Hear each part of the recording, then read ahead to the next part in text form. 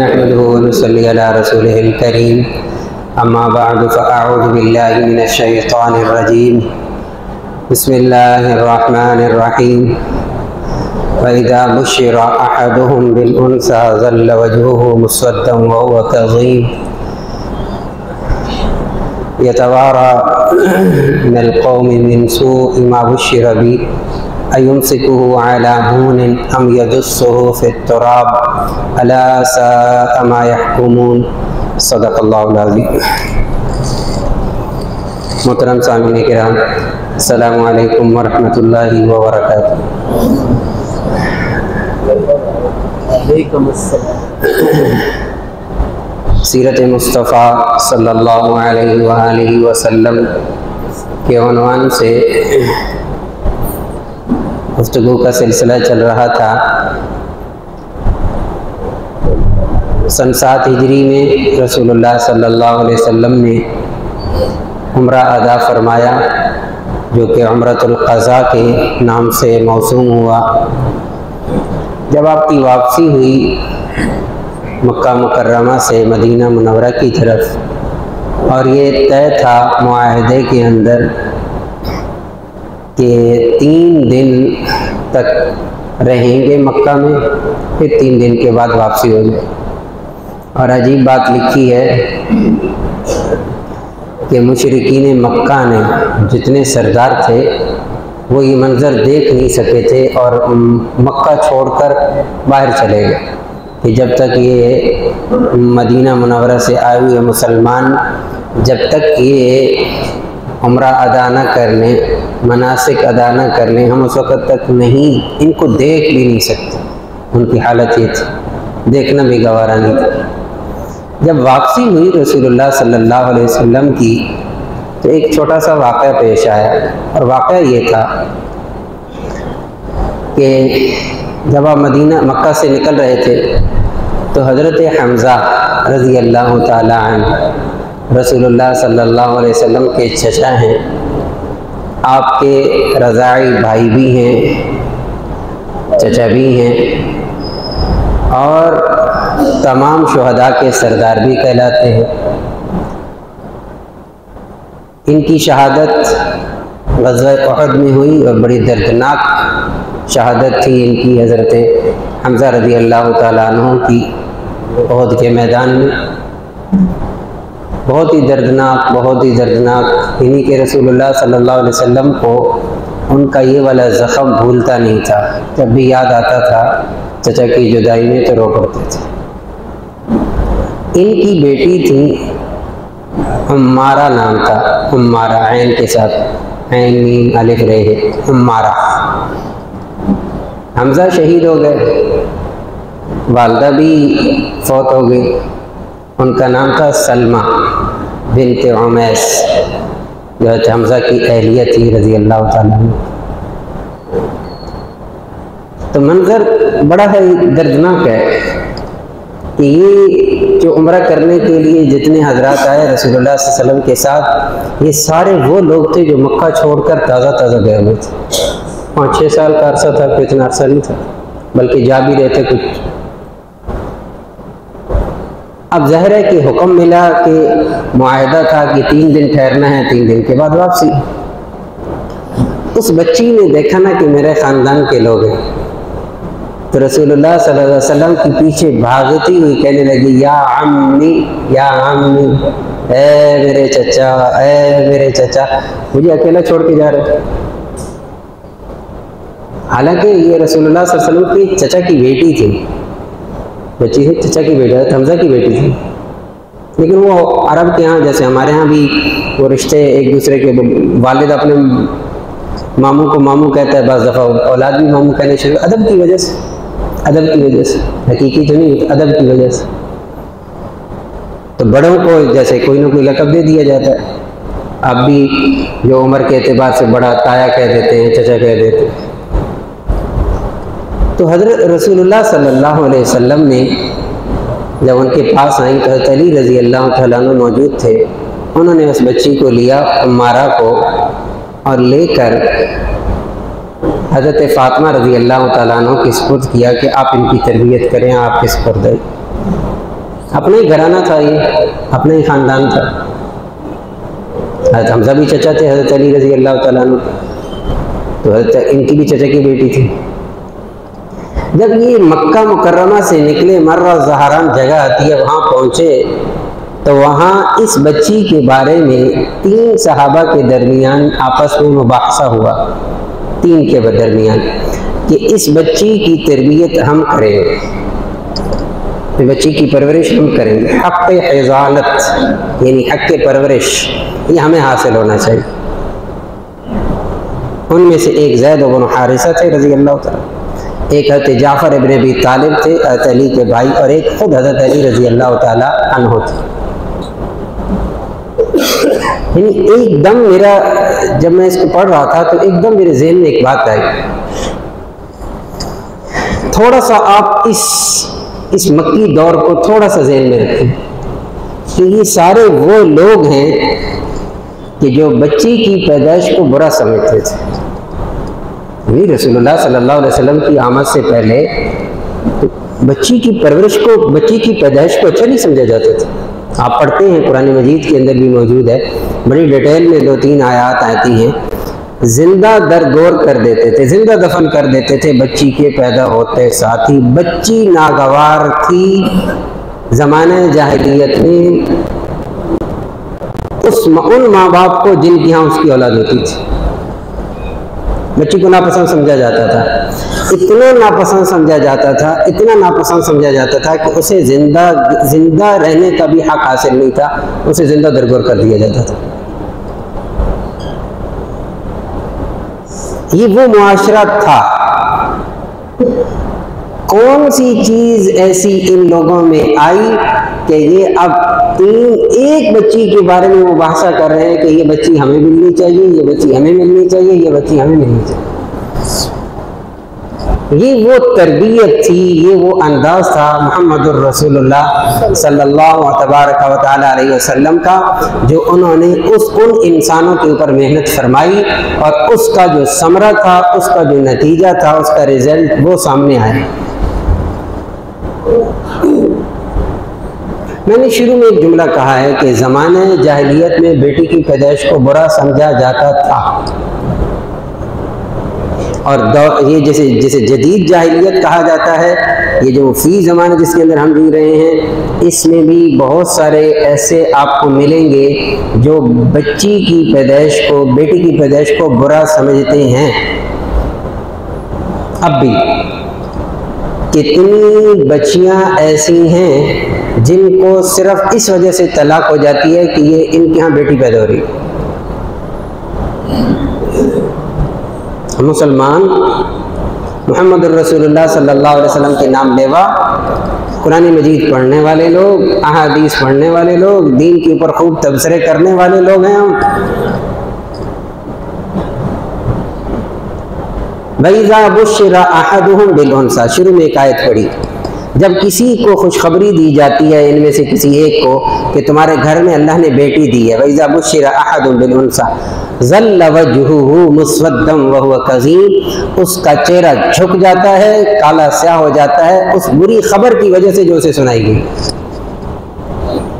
یتوارا من القوم من سوء ما بشر به، اس بری خبر کی وجہ سے قوم کے سامنے نہیں آتا، لوگ کیا کہیں گے اس کے یہاں بیٹی پیدا ہوئی. ایمسکو علی ہون ام یدسہ فی التراب، یا ذلت سے مر جائے یا زمین کے اندر خود گڑ جائے. یہ کیفیت بیان کی ہے اللہ رب العزت نے اس معاشرے کی جس معاشرے کے اندر بیٹی کو، بچی کو، عورت کو زندہ رہنے کا حق وہ لوگ نہیں دیتے تھے. ان کی کیفیت یہ بن جاتی تھی. یہ بہت آسان نعرے ہیں، بہت آسان نعرے ہیں کہ جی حقوق عورتوں کے حقوق مردوں کے برابر ہونے چاہیے، یہ ہونا چاہیے، وہ ہونا چاہیے. ہم کیوں اتنے سادہ ہو جاتے ہیں؟ ہم اتنے کیوں سادہ ہو جاتے ہیں کہ مسلمان ہو کر ہم اگر یہ نعرہ لگائیں تو کیا رہے گا ہمارے پر؟ ہم یہ نہیں دیکھتے کہ یہ نعرہ کہاں سے آیا ہے، یہ چیز کہاں سے آئی ہے، یہ کہاں سے لائی گئی ہے، کون اس کو پیچھے سے پوری کی پوری اس کی کنڈی کو ہلا رہا ہے. نہیں، ہم بھی اسی رو کے اندر بہ رہے ہوتے ہیں، بہ جاتے ہیں، بالکل ٹھیک ہے، اسی پہ ٹاک شاک شروع ہو جائیں گے، اسی پہ ساری توانائیاں اسی پہ صرف ہونی شروع ہو جائیں گی۔ اسلام نے جو حقوق عورت کو دیے ہیں، جو عزت آبرو عورت کو دی ہے، نہ کوئی دے سکتا ہے نہ کوئی دے گا۔ ہمیں اپنی قدر نہیں ہے، سچی بات ہے، ہم مسلمانوں کو اپنے پاس جو علم اللہ نے دیا ہے ہمیں اس کی قدر نہیں ہے، حقیقتاً نہیں ہے، حقیقتاً قدر نہیں ہے۔ میں اس کی چھوٹی سی مثال عرض کروں گا۔ کسی کھانے کی ٹیبل پر کسی فنکشن کے اندر چند خواتین بیٹھی ہوں اور انہوں نے زیور پہنا ہوا وہ خوب، کانوں کے اندر، ہاتھوں کے اندر، خوب جتنا پہنا جا سکتا ہے، جو نظر آتا ہے انہوں نے خوب پہنا ہوا ہے۔ اسی ٹیبل کے اوپر ایک خاتون ایسی بیٹھی ہے جس کے پرس کے اندر اتنا قیمتی ہیرا ہے جس سے پورا پاکستان کیا بہت سارے ممالک خریدے جا سکتے۔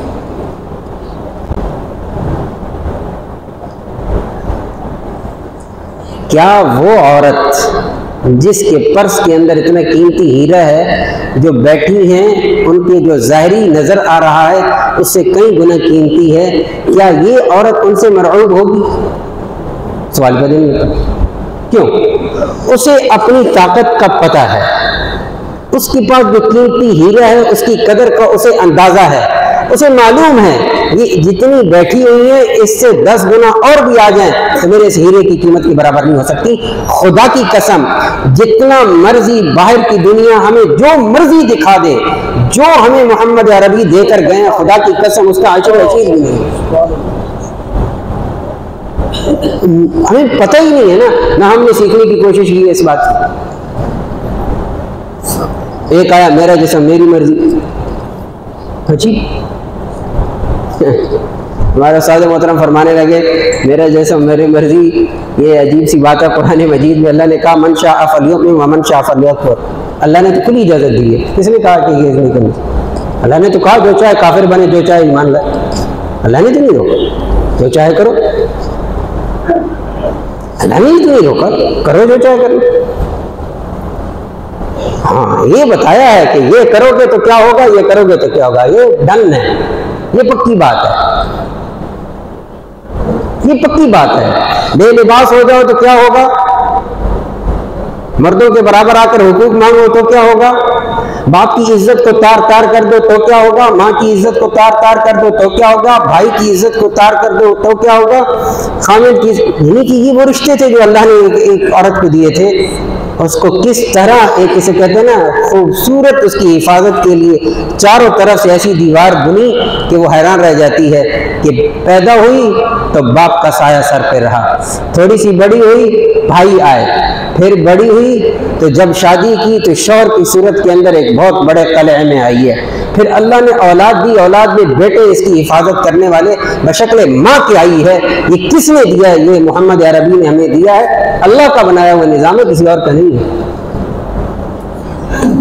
ہم کیوں مرعوب ہوتے ہیں ان چیزوں سے؟ ہاں ٹھیک ہے، اور یہ جتنے بھی ہیں اس پر مجھے حیرت ہوتی ہے، ہم مسلمان کر رہے ہوتے ہیں جی فلاں ملک کی مثال، فلاں ملک کی مثال، فلاں ملک کی مثال، فلاں ملک کی مثال، فلاں کی مثال کیوں دیتا ہے مسلمان کسی ملک کی مثال؟ یہ کیوں مثال نہیں دیتا محمد رسول اللہ صلی اللہ علیہ وسلم؟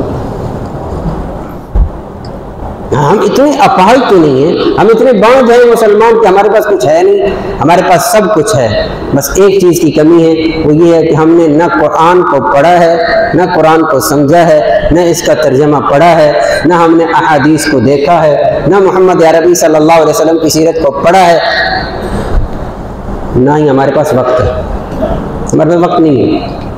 میں بہت عرصہ پہلے ایک بات عرض کر چکا ہوں، دوبارہ آج پھر عرض کروں گا، بچوں کی تربیت، رسول اللہ صلی اللہ علیہ وسلم نے فرمایا کل مولود یولد علی الفطرہ، ہر بچہ فطرت اسلام پہ پیدا ہوتا ہے،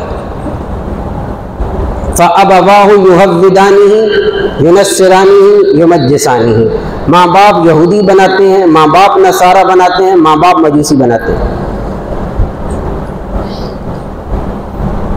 دور کیوں جاتے ہیں ہم آج بیٹھ کر ہم اپنا تجزیہ کر لیتے ہیں سارے یہاں بیٹھ کر جن جن کو اللہ نے اولاد سے نوازا ہوا ہے، ہماری اولادیں کیا پڑھ رہی ہیں؟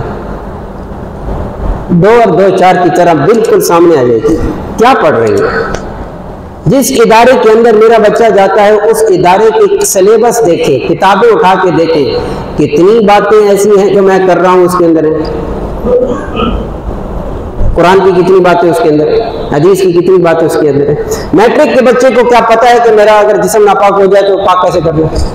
کسی بچی کو پتا ہے کہ میرا جسم ناپاک ہو جائے پاک کیسے کر لوں؟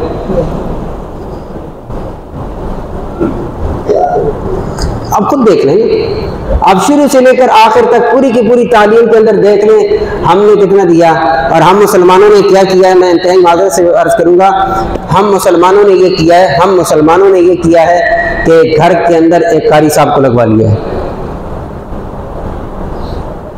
یعنی اس سے بڑی میں کیا عرض کروں، میں انتہا ادب آپ کے بہت ملوز خاطر رکھتے ہوئے عرض کروں گا، یہ آج کا باپ، آج کی ماں ایسی نہیں ہے جو اپنے بچے کو قرآن پڑھا سکے۔ ڈوب مرنے کا مقام نہیں ہے تو کیا ہے؟ یعنی اس سے بڑھ کر ہماری ذلت کی کیا بات ہو سکتی ہے کہ باپ ہے اسے نہیں پتا کہ میرا بچہ قرآن کیسے پڑھے گا، نہیں پتا۔ کیا رونا روئے ہم کسی اور کا، کیا رونا روئے باقی چیزوں کا۔ قاری صاحب ایک ہفتہ گھر میں نہیں جاتے، خدا کی قسم ایک ہفتے کے بعد پارا نہیں ملتا بچے کو، اسے کیا لگے گا اس نے 10 میں خود اسی شعبے کا ہوں، میں نے 10 گھر اور بھی پڑھانے، پڑھے نہ پڑھے جائے پاڑ میں، اگلے گھر جاتا ہوں۔ کتنے ماں باپ ہیں جو بیٹھ کر اپنے بچے کو قرآن پڑھاتے ہیں؟ یہ ہم بیٹھے ہم میں سے اپنی فیصد نکال لیا جائے۔ کتنے ایسے ہیں جو اپنے بچے کو قرآن پڑھا سکتے ہیں؟ کتنے ایسے ہیں جو قرآن سن سکتے ہیں؟ کتنے ایسے ہیں؟ آپ خود سوچ لیں۔ یعنی کبھی ہمیں سوچ بھی نہیں آئی کہ اتنا بڑا میرے اوپر اللہ نے احسان کیا کہ مجھے اللہ نے ایمان کی دولت سے نوازا ہے، اور بہترین کتاب اللہ دی ہے جو کلام اللہ ہے، اللہ کا کلام ہے، اللہ کا کلام ہے، اللہ کا کلام ہے۔ وہ میرے گھر میں آتا ہے، مجھے نہ دیکھ کر پڑھنا آتا ہے، نہ مجھے اس کی سمجھ ہے، نہ مجھے ترجمہ آتا ہے، نہ میں نے کبھی دیکھا ہے، نہ اس کی مجھے ضرورت ہے۔ 60 سال 70 سال 80 سال کی زندگی گزر جاتی ہے۔ کتنے لوگ ہیں جو کہیں کہ ہم نے قرآن مجید کو بالترتیب پتہ نہیں کتنی مرتبہ ترجمے کے ساتھ بھی پڑھا ہے، ویسے بھی پڑھا ہے، اس کی ماشاءاللہ تلاوت کرتے ہیں، آپ کو کتنے نظر آئیں گے؟ کوئی بھی نہیں نظر آئے۔ یعنی جتنی ہمارے پاس سہولتیں آ چکی ہیں، مجھے حیرت ہوتی ہے، ایک آدمی، ایک صحابی